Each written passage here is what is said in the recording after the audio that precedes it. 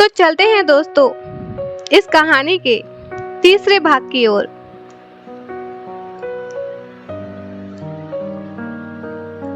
बहुत खुश था अनुज। इतने समय के बाद अपनी रीवा से मिलने आ रहा था। जानता था न जाने कितनी शिकायतें उसके होठों पर होंगी। अनुज की नजर अपने छुटकू सरताज पर गई तो उसने कहा, आपके पापा आपसे मिलने आ रहे हैं इतने समय के बाद में। मेरी तो जान ही निकल रही है तुमसे मिलने के लिए। अब तो बस इंतजार नहीं होता। जब तुम पैदा होने वाले थे मुझे माफ करना, तुम्हें छोड़कर आना पड़ा। कैसे भूल सकता हूँ मैं वो रात जब रीवा को दर्द शुरू हुए थे और हमें हॉस्पिटल जाना पड़ा था। पूरे 9 महीने हम दोनों ने तुम्हारे साथ ही बिताए थे, पर वो आखिरी वक्त जब तुम इस दुनिया में आने वाले थे मैं तुम्हारे पास नहीं था। मुझे आज भी याद है। यह सोचते सोचते उसकी आंखें भर आईं। तो रीवा ने उस वक्त कहा था, देखिए अनुज, इस वक्त तुम मेरे साथ ही रहना, मुझसे दूर मत जाना। जैसे ही उसे ऑपरेशन थिएटर में अंदर लेकर के गए थे वैसे ही मेरे पास में बॉर्डर से फोन आ गया था और मुझे तुरंत निकलना पड़ा था।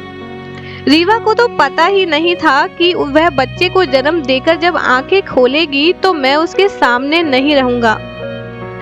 मैं अपने दिल को कचोट रहा था। यह मेरी जिंदगी का वो मोमेंट था जब मैं अपने बच्चे को पहली बार अपनी गोद में लेकर के खिलाना चाहता था। रीवा के चेहरे की वो खुशी देखना चाहता था जिसे वो महसूस करना चाहती थी मेरे साथ। मैं अपने देश के लिए अपनी पत्नी और अपने बच्चों को नहीं चुन सकता था। मेरे लिए मेरा देश मेरी पहली जिम्मेदारी थी और मेरी पत्नी और मेरे सारे परिवार वाले उसके बाद में आने थे। लेकिन अब मैं सबकी शिकायतें दूर कर दूंगा। अब मैं एक पल भी तुम में से किसी से दूर नहीं रह सकता। अब मैं आ रहा हूँ जल्दी तुम सबसे मिलने के लिए, मेरा इंतजार करना। फिर अचानक से अनुज की नजर अपनी माँ की फोटो पर गई तो वो हंस देता है और कहता है, मैं जानता हूँ अभी तक आपने न जाने कितने पकवान बना लिए होंगे मेरे लिए। आपकी रात की नींद भी सुकून से नहीं गुजरी होगी। मैं समझ सकता हूँ आज अपने बेटे से दूर रहना कितना तकलीफदेह होता है। जब मैं आज खुद अपने बेटे से 3 साल से नहीं मिला हूँ, उसे देखा तक नहीं है, ये मेरे लिए सबसे ज्यादा तकलीफ की बात है। मैं समझ सकता हूँ। वहां पर मैं वादा करता हूँ अब मैं आ रहा हूँ और अब मैं आपको छोड़कर कभी नहीं जाऊंगा। और फिर अपने पापा के लिए बोलता है, आखिर कर्नल का बेटा हूँ, थोड़ी तो हिम्मत रखनी ही पड़ेगी। मेरे पिता ने अपनी पूरी जिंदगी देश के लिए लगा दी तो क्या मेरा फर्ज नहीं बनता मैं अपने देश के लिए इतनी सी कुर्बानी दे दूं? तो चलिए चलते हैं कर्नल साहब के घर में क्या हो रहा था। तभी जोर से चिल्लाती हुई किरण अपनी माँ को आवाज लगाती है कि माँ, भाभी आ गई और हमारे छुटकू सरताज भी। सरोज भागती हुई अपनी रसोई के काम को छोड़ती है और रीवा को मिलने जाती है।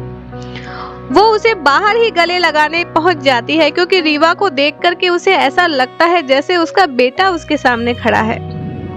रीवा झूमते हुए अपनी सास से बोलती है कि माँ, आज अनुज जी आ रहे हैं। मुझे तो यकीन ही नहीं हो रहा कि आज वो आ रहे हैं। मुझे उनसे मिलना है। झरझर बहते हुए नीर रीवा के दिल की धड़कनों को बढ़ा रहे थे। अपने पति का इंतजार वो कब से कर रही थी। न जाने क्या क्या अपने अनुज से उसे शेयर करना था। उसके बच्चे की किलकारियां, उसकी हरकतें, उसकी हर एक चीज वो अनुज को बताना चाहती थी। अरे मेरा मुन्ना, यह कहकर के सरोज ने मुन्ने को गोद में ले लिया और उसका माथा चूमने लगी। तुझे पता है आज तेरे पापा आ रहे हैं। आज तू अपने जन्म के बाद पहली बार अपने पापा की शक्ल देखेगा। उसके सीने से लग जाना और फिर देखना वो तुझे छोड़कर जा ही नहीं पाएगा। इतना डांटूंगी उसे कि जब वो आएगा तो हिम्मत नहीं होगी अपने फिर से छोटे से बच्चे को छोड़कर जाने की। बहुत हो गई देश की सेवा, अब बस परिवार की सेवा करनी है। मुझे नहीं करानी अब देश की सेवा।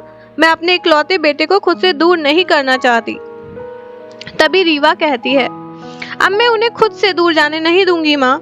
न जाने कितने पल मैंने उनके बिना बिताए हैं, न जाने क्या क्या सपने देखे थे उनके साथ में। अपने हर एक पल को जीने के, हर एक बर्थडे सेलिब्रेट करने के लिए, बच्चे के 3 साल का बर्थडे जाने क्या क्या मैंने उनके साथ बिताने का सोचा था, पर अब मैं उन्हें जाने नहीं दूंगी। दोनों सास बहू अपने आंसू पोंछते हुए घर के अंदर आती हैं। रीवा को देख करके कर्नल साहब के चेहरे पर मुस्कान आ जाती है। जब वो उनके पैर छूने जाती है तो कर्नल साहब कहते हैं, जाओ बहू, घर को सजाओ, कल तुम्हारी मैरिज एनिवर्सरी भी है, सबसे बड़ा सरप्राइज का दिन है, इतने सालों बाद आ रहा है। अनुज, यह सुनकर के रीवा के चेहरे की चमक दुगनी हो जाती है।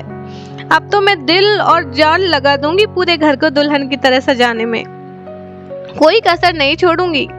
पिछले 3 सालों में बहुत कुछ मैंने मिस किया है, अब सब कुछ कर डालूंगी। और फिर कर्नल साहब मुन्ने को गोद में लेकर खिलाने लगते हैं। रीवा अपने कमरे में चली जाती है और कहती है, अब ये रात कैसे बीतेगी? एक रात का इंतजार बहुत लंबा हो रहा है। अनुज की फोटो को हाथ में लेकर कहती है, बहुत तड़पाया है लेफ्टिनेंट साहब, अब मैं तुम्हें परेशान करूंगी, ऐसे ही पीछा छुड़ाने नहीं दूंगी तुम्हें। तभी उसका और अनुज का बेटा उसके पास आता है और वो अनुज की फोटो को देखकर बोलता है, मम्मा, पापा, पापा। उसकी तोतली आवाज सुनकर रीवा की आंखों में आंसू आ जाते हैं और वो कहती है कि अब हमें पापा को तस्वीर में नहीं देखना, अब तो उन्हें तुम आंखों के सामने देखना, वो बहुत खुश हो जाएंगे। सुबह का सूरज बता रहा होता है कि आज किसी के आने का बेसब्री से इंतजार हो रहा है। घर को किरण और रीवा ने मिलकर दुल्हन की तरह सजाया था और सरोज जी, वो तो रसोई से पीछा ही नहीं छुड़ा पा रही थी, न जाने कितने पकवान बनाए जा रही थी। तभी अचानक से दरवाजे की घंटी बजती है। तो दोस्तों, यह था इस कहानी का तीसरा भाग। अगले भाग के लिए थोड़ा सा इंतजार। अगर आपको मेरी ये कहानी अच्छी लग रही है तो मैं दिल से चाहती हूँ कि आप कमेंट करके मुझे बताएं, मुझे अच्छा लगेगा। और मेरे चैनल को सब्सक्राइब कर लें अगर आगे के भागों के नोटिफिकेशंस आप पहले पाना चाहते हैं तो। धन्यवाद।